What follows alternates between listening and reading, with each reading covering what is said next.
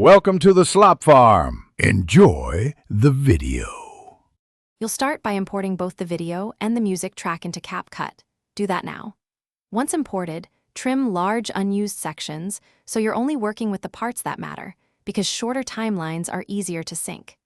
Make sure to zoom the timeline and enable any snap or grid features, which helps you place markers precisely. Also set playback frame rate or export settings early so your audio timing aligns with final video speed. Now focus on the core sync. Scrub the audio and add markers at the main beats or vocal hits you want matched to visuals. Once markers are placed, split the video at corresponding points and nudge each clip or layer by single frames until movement matches the beat. If motion feels off, slow the clip slightly or adjust clip speed percentage.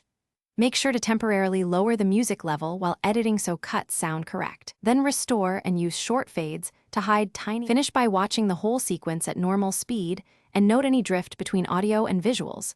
Small timing errors add up.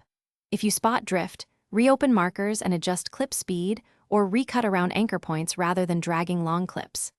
Export a short test file to your phone to confirm true playback sync.